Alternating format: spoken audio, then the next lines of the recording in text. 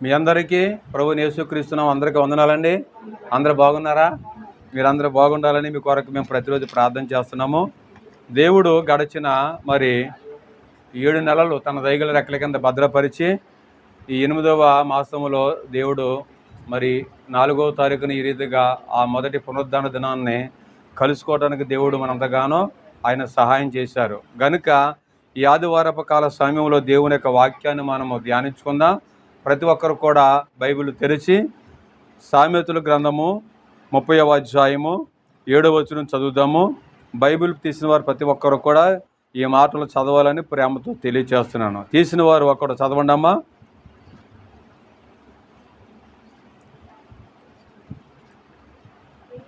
సామెతల గ్రంథం 30వ అధ్యాయము 7వ వచనము. దేవా, నేను నీతో 2 మనవులు చేసుకొనుచున్నాను. నేను చనిపోకముందు వాటిని నాకు అనుగ్రహింపుము. ప్రార్థన చేసుకుందాం. ప్రేమ కలిగిన తండ్రి, పరిశుద్ధుడా, గొప్ప దేవుడా, సర్వాధికారి, జీవము గలవాడా, మీకు స్తోత్రాలు. ఈ మధ్యాహ్న కాల సమయంలో కొద్ది నిమిషంలో నీ వాక్యాన్ని ధ్యానిస్తుండగా, అయా నాయన ప్రభువా, నన్ను మీరు ముట్టండి ప్రభువా, నీ సిలువ చాటును మరుగుపరచండి. నా నాలుకను పెదవులను మీరే ముట్టిన ఆయన నీ వాక్యాన్ని తేటగా మా అందరితో మాట్లాడి మమ్మల్ని బలపరచమని యేసుక్రీస్తు నామమున ప్రార్థించి నీ వాక్యాన్ని ప్రకటిస్తున్నాం పరమ తండ్రి. ఆమేన్. ప్రభునందు ప్రియమైన దేవుని బిడ్డలారా, దేవుని యొక్క వాక్యాన్ని మనం ధ్యానించినప్పుడు ఇక్కడ సామెతల గ్రంథకర్త 30వ అధ్యాయంలో 7వ వచనంలో ఒక మంచి విషయాలు మనకు కనబడుతున్నాయి.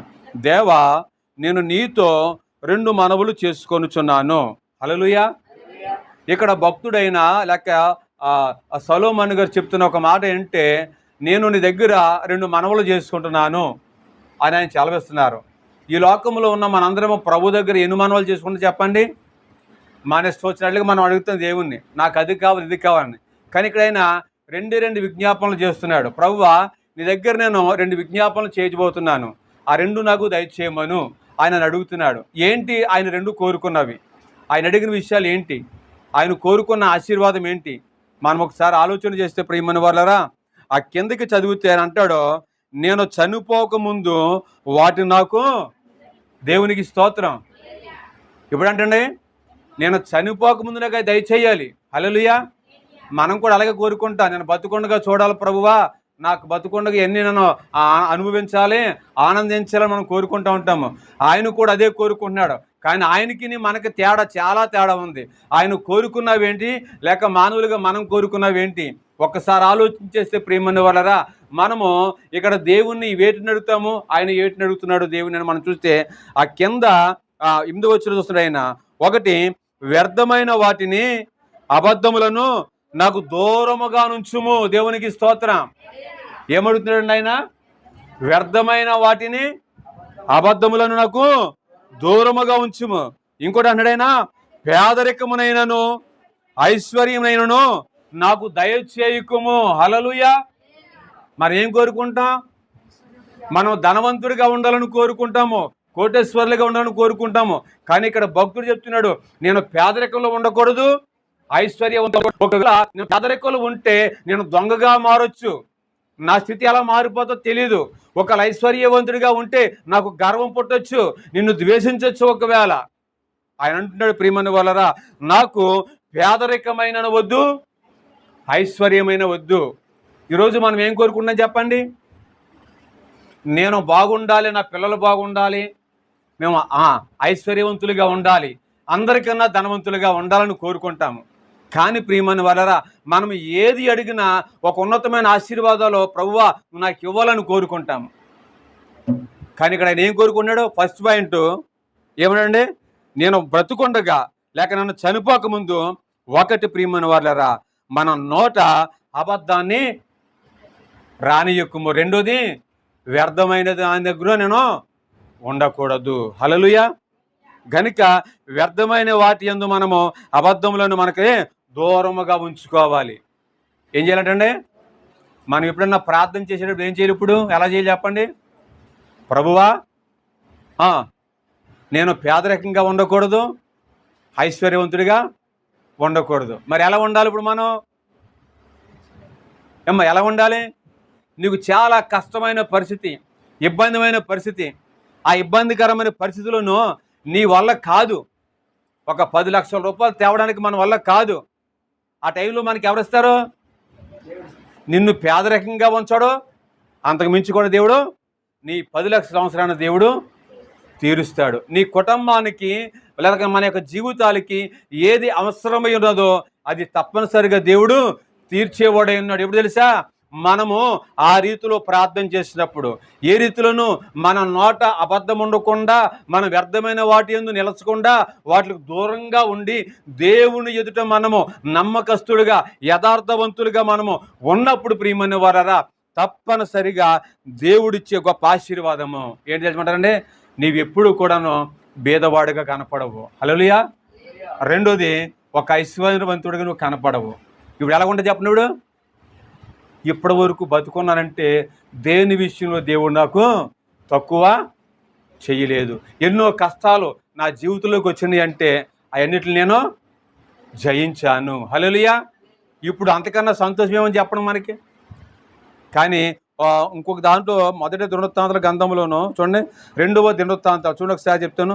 2వ దినవృత్తాంతాల గ్రంథము 1వ అధ్యాయము 7వ వచనం.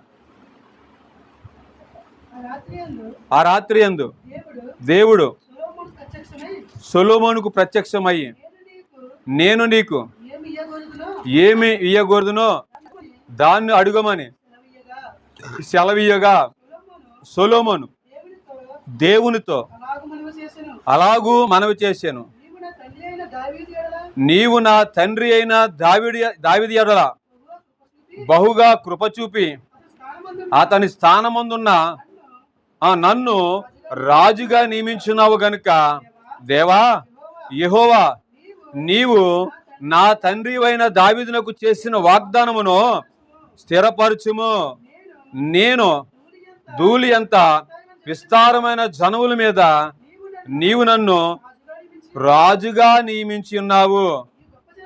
ఈ గొప్ప జనులకు న్యాయము తీర్చు శక్తి గలవాడెవడు? నేను ఈ జనముల మధ్య ఉండి కార్యములను చక్కబెట్టినట్లు తగిన జ్ఞానమును, తెలివిని దేవునికి స్తోత్రం చెప్దాం. హల్లెలూయా. ఇక్కడ ఏమని మనం చేస్తున్నారు చెప్పండి? ఇక్కడ జనులకు కావలసిన న్యాయాన్ని తీర్చడానికి నాకు జ్ఞానమును, తెలివిని దయచేయము. నీవు నా తండ్రికి ఇచ్చిన వాగ్దానము నా జీవితంలోనూ నెరవేర్చు నాయన. నాకంత జ్ఞానము లేదు, ఈ ప్రజలను ఏలడానికి కావలసిన శక్తి నాకు లేదు. ఆ ప్రజలను ఏలవలడానికి కావలసిన జ్ఞానము, తెలివితేటలు నాకు మీరు దయచేయమని అడిగాడు. అడిగాడు, లేకపోతే నాకు ఆస్తి ఐశ్వర్యం అడిగాడైనా. అయితే జ్ఞానమును, తెలివిని అడిగిన ఈ భక్తుడికి లేక ఈ ప్రవక్త గారికి దేవునికి ఇష్టమైన వారు అనుకోవచ్చు, అలాగైనా మనం అనుకోవచ్చు ఆయన. అప్పుడు దేవుడు వారికి జ్ఞానముతో పాటు సర్వ సమృద్ధిని దేవుడు వారికి అనుగ్రహించాడు. హల్లెలూయా. మనం ఎప్పుడైనాను నేను బాగోవాలి, నా పిల్లలు బాగోవాలి, నేను బాగోవాలి, పక్కింటోళ్ళు పాడవ్వాలి అన్నట్లుగా భావిస్తాం మనము. కానీ నేను అలా కోరుకోవట్లేదు. నాకు జ్ఞానము కావాలి, ఈ ప్రజలు క్షేమం కోరడానికి, ఈ ప్రజలకు న్యాయము తీర్చడానికి నాకు జ్ఞానము కావాలి, తెలివితేటలకు కావాలి. హల్లెలూయా. ఈ జ్ఞానము, తెలివితేటలు ఎవరి దగ్గర దొరుకుతాయి అంటండి? దేవుని దగ్గర దొరుకుతాయి. హల్లెలూయా. ఆ జీవము గల దేవుని ఎదుటకు మనం వచ్చి మనం ఏం కోరుకోవాలి చెప్పండి? ఇవన్నీ మనం కోరుకోనుకుంటే నీ నోట ఏమి రానివ్వకూడదు? వ్యర్థమైన వాటి మాటలను మనము పలకకూడదు. హల్లెలూయా. ఉదయం లేచి నుండి రాత్రి పండుకునే వరకు మన నోట ఎన్ని వ్యర్థమైన మాటలు పలుకుతున్నామో ఒకసారి ఆలోచించండి. మన నోరు సరి లేకపోతే దేవుడు మనకు జ్ఞానాన్ని ఇస్తాడా? దేవుడు మనకు ఐశ్వర్యం ఇస్తాడా? మనకు జ్ఞానం ఇస్తాడా చెప్పండి? మన నోటు తేటగా ఏదంటగా, నోరు బాగుంటే ఊరు బాగుంటుంది అంటారు కదండి. దేవుని దగ్గర మనం ఎప్పుడు చాలా జాగ్రత్తగా ఉండాలి. హల్లెలూయా. దేవుని ఎదుట మనము తప్పనిసరిగా ప్రియమైన వాళ్ళరా ప్రభు దగ్గర మనము దేవుని ఎదుట మనము ఏ కపటము లేని వారుగా నిలబడాలి. హల్లెలూయా. అప్పుడే దేవుడు మన ప్రార్థన వింటారు ఆయన. హల్లెలూయా. గనుక ప్రియమని వాళ్ళరా ఆయన చెప్తున్న ఒక మాట ఏంటి ప్రియమని వాళ్ళరా, ఆ 9వ వచనం చదివితే 39 సామెతల గ్రంథంలోని ప్రియమని వాళ్ళరా ఆయన అంటాడు అక్కడ చూడండి, వ్యర్థమైన వాటిని 8వ వచనం, వ్యర్థమైన వాటిని అబద్ధములను నాకు దూరంగా ఉంచుము, పేదరికమునైనను ఐశ్వర్యమైనను నాకు దయచేయకుము, తగినంత ఆహారం నాకు అనుగ్రహింపుము, ఎక్కువైన ఎడల నేను కడుపు నిండి ఏంటంటే నిండిన వాడునై నిన్ను విసర్జించినేమో ఒకవేళ యెహోవా ఎవడని అందునేమో, ఇంకా భేదనయ్యి దొంగిలి నా దేవుని నామాన్ని దూషింతనేమో. ఏమని అడుగుతాడు చెప్పండి అయినా. మనం ఎప్పుడైనా అలా ప్రార్థన చేశామా? మన పరిస్థితులు మార్చుకోం కానీ, మన స్థితిగతులు మార్చుకోం కానీ ప్రార్థన మట్టికి మనము చేసేస్తాం. ప్రభువా నేను ఇచ్చేది నీకు కొద్దిగా నాకు సమృద్ధిగా నాయన అంటే అడుగుతాం. ఏమంటామండి? దేవుని దగ్గర మనం కోరుకున్నది సమృద్ధిగా కోరుకుంటాము. కానీ నేను ఏం కోరుకుంటున్నాడు? అంత సమృద్ధి నాకు ఇస్తే నేనేం చేస్తాను? నిన్ను విసర్జించేవాడిగా ఉంటాను. ఒకవేళ దయచేసి అది నాకు వద్దు. ఒకవేళ మరీ పేదవాడిగా ఉండి ఆకలికి మళ్ళా అల్లాడిపోలాగా ఉంటే ఒకవేళ నామను అవమానపరిచేవాడిగా ఉంటానేమో. ఒకవేళ ఆ స్థితి కూడా నాకు వద్దు. ఏ పూటకి చాలినంత ఆ పూటకి నాకు సమృద్ధిని దయచేయి. హల్లెలూయా. ఏ పూటకి కావలసింది ఆ పూటకి నాకు నువ్వు సమానంగా నాకు దయచేయి. అంతకు మించి నాకు అక్కర్లొద్దు. ఎక్కువన్నా నిన్ను రకరకాలుగా అనొచ్చు, అసలు లేకపోయినా నిన్ను దూషించి నీ నామాన్నే అవమానం కలగజేయవచ్చు. ఒకవేళ ఆ స్థితి నాకు వద్దు అని చెప్తున్నాడు. మనం ఎప్పుడైనా అలా ప్రార్థన చేశామా? మన ప్రార్థనలు ఎలాగుంటాయి చెప్పండి? మన ప్రార్థనలు ఎలాగుంటాయి? ప్రభువా నా కుమారుడు ఇమీడియట్లీగా కలెక్టర్ అయిపోవాలనుకుంటాం. ఏంటంటే మనం ఏయో కోరుకుంటాం. ప్రభువా నా కుమారుడు అబద్ధములాడరాదు, వ్యర్థమైన వారితో సహవాసము చెయ్యరాదు, నేను నా కుటుంబము నీతో సహవాసము గలవారుగా ఉండాలి అని ప్రార్థన చేయాలి. నాకు ఏ పూటకి ఏది కావాలో, నా కుటుంబం అవసరం ఏమవుతుందో అది నాకు ఆ తగిన సమయానికి నాకు దయచేయి. హల్లెలూయా. తగిన సమయానికి అది దయచేయి. మన కుటుంబంలో చాలా ఆర్థికమైన పరిస్థితులు మనకు వెంటాడినప్పుడు, ఇబ్బందికరమైన పరిస్థితులు మనకు ఎదురైనప్పుడు మనం చాలాసార్లు ఒక్కొక్కసారి కంగారు పడతాయి, ఒడిదుడికి వస్తూ ఉంటే ఏం చేయాలో అర్థం కాని పరిస్థితిలో మనం ఉంటాము. అర్థం కాని పరిస్థితిలో ఉంటాం మనము. ఆ టైంలో జరిగేది అని చెప్పండి ప్రియమైన వారా, వీళ్ళని మనము కంగారు పెట్టి మనం అడుగుతూ ఉంటాము. కానీ మనం చేయవలసింది, ప్రభువా నేను నీకు నా కుటుంబము నమ్మకమైన కుటుంబం ఉన్నా కనుక నా కుటుంబంలో ఫలానది అవసరం ఉన్నది, నువ్వు ఎరిగిన వాడు కనుక ఇదిగో రేపు పొద్దున ఆ పరిస్థితి నాకు కనబడుతుంది, నేను నీ మీదే ఆధారపడ్డాను కనుక అది నా మీదకి రాకుండా దాని స్థితిని మార్చగలవాడు నీవే కనుక అని ప్రార్థన చేర్చాడు. నీ అక్కర్ల అవసరాల దేవుడు తీర్చేవాడు. హల్లెలూయా. మన దేవుడు నమ్మదగిన దేవుడు. ఆయన వాగ్దానం ఇచ్చినవాడు నమ్మదగినవాడు. ఆ వాగ్దానం నెరవేరుస్తాడు. హల్లెలూయా.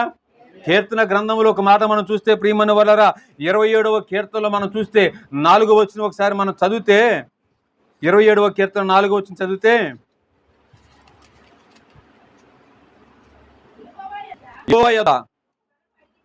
ఒక వరము అడిగి తిని దానిని నేను వెతుకుచున్నాను, యెహోవా ప్రసన్నతను చూచినప్పుడు ఆయన ఆలయములో అమ్మా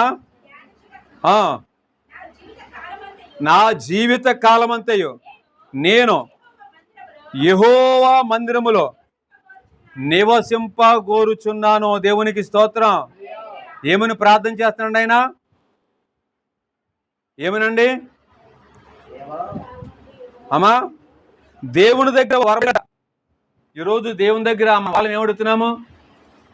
అమ్మా దేవుని దగ్గర మీరు బహుమతి కడతా, ప్రభువా అమ్మ నీకు ఏ వారం కావాలంటే నవ్వుతూ చెప్తుంది, నాకు నా వరం కోరుకున్నాను పాస్టర్ గారు. మంచిదే, దేవుడు నీకు ఇచ్చిన గాక. హల్లెలూయా. ఇస్తాడో. అయితే ఇక్కడ ప్రార్థన ఏ రీతిగా ఉందంటే, యెహోవా యొద్ద ఒక వరము అడిగి తిని, దేవునికి స్తోత్రం, దానిని నేను వెతుకుచున్నాను. హల్లెలూయా. ఎక్కడ వెతుకుచున్నాడు చెప్పండి? అది ఎక్కడ వెతుకుచున్నాడండి?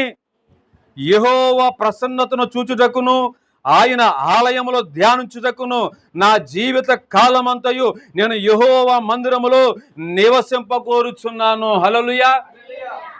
ఆ వరము కొరకు ఎక్కడ దానిస్తున్నాడండి ఆయన? ఆ వరం కొరకు ఎక్కడ అడుగుతున్నాడండి ఆయన? దేవుని యొక్క సన్నిధానంలో తన జీవిత కాలమంతా కూడా దేవుని దగ్గర అడుగుతున్నాడు. యేసయ్య నాకు ఒక వరము కావాలి. ఏం కావాలండి?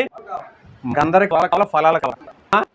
వాళ్ళకి ఫలాలు ఈ లోకంలో అనుభవించడానికి, వరాలు ఈ లోకంలో పరలోకంలో కూడా అనుభవించడానికి.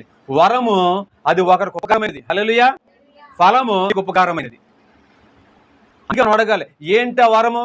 పాట ఉంది, దేవుడే నీకేమి కావాలని అడిగితే మనం ప్రభువా ఆయన ఏంటంటే ఆస్తులు ఐశ్వర్యాలు అడుగుతాము, కానీ దేవుని యొక్క వాక్యము సెలవిస్తుంది. ప్రియమైన వాళ్ళారా, ఈ చక్కని మాటలు ఆయన అన్నాడు, యెహోవా యొద్ద ఒక వరం అడిగి తిని దాన్ని నేను వెతుకుచున్నాను. హల్లెలూయా. వెతకడానికి ఓపిక లేదు మనకి. ఏంటంటే అడగడం సులువే కానీ వెతకడమే లేదు కదండి. అడగడం సులువే, ప్రభువా నువ్వు నాకు ఇవ్వా అని అడుగుతాము. ఆయన ఇచ్చేది వెతకడానికే ఏం చేయాలి చెప్పమండి? ఆసక్తి కలిగి మనము ప్రభు దగ్గరికి రావాలి, అడగాలి. హల్లెలూయా. ఇంకేమన్నాడు అక్కడ 4వ వచనం కింద, దేవుని యొక్క యెహోవా ప్రసన్నతను చూచుటకు ఆయన ఆలయములో ధ్యానించుటకు. ఏమంటే మన జీవితం అంతా ఎక్కడ గడిపేస్తున్నాం? ఎక్కడ గడిపేస్తున్నాం చెప్పండి? లోకం మన జీవితం.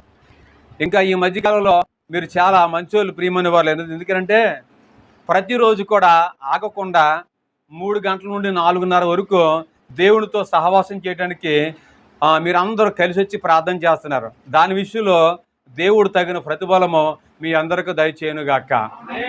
గనుక ప్రియమైన వాళ్ళరా, ఇలాగ మనం ప్రతిరోజు దేవునితో మనం ఎప్పుడైతే ధ్యానించడానికి, ప్రార్థించడానికి, మన అక్కర్లు అవసరాలు అడగడానికి, ప్రభుతో సహవాసం చేయడానికి ఇష్టపడి ఆ సమయానికి వచ్చి మనం ప్రార్థించుతాము, అలా మన జీవితంతో దేవునితో ఆయన సన్నిధానంలో నిలబడ్డాం అనుకో ప్రియమైన వాళ్ళరా, ఒక వారం ఏంటి, ఎన్ని వారాలైన దేవుడు మనకి ఏది తక్కువ చేయడు. హల్లెలూయా.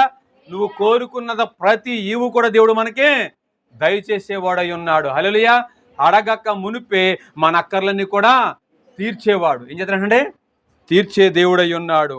దేవుని నామానికి మహిమ కలుగును గాక. హల్లెలూయా.